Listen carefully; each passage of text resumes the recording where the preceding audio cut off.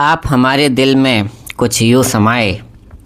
आप हमारे दिल में कुछ यूँ समाए जैसे बाजरे के खेत में सांड घुसा है।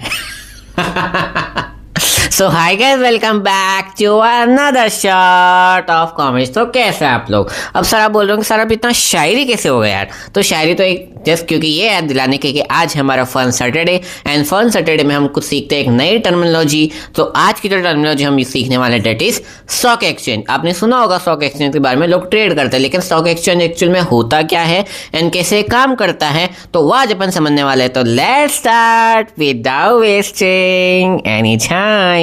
देखो यार, स्टॉक एक्सचेंज पहले तो होता क्या है? So stock exchange are basically the market organisation, the organized market structure where buyers and the sellers, mainly two parties, interact and buy and sell the securities under the law.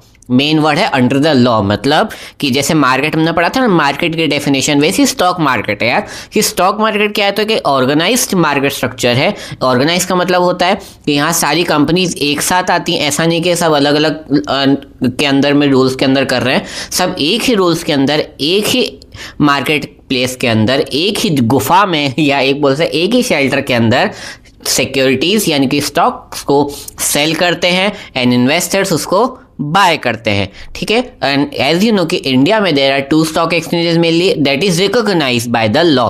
That is आपका BSE यानी कि Bombay stock exchange, NSE यानी कि national stock exchange. So basically the stock exchange क्या है? Organise market structure है जहाँ buyers and sellers, mainly sellers अपनी सिक्योरिटीज को सेल करते हैं एंड बायर्स अपनी वेल्थ को बढ़ाने के लिए स्टॉक मार्केट में इन्वेस्ट करते हैं एंड अंडर अ लॉ।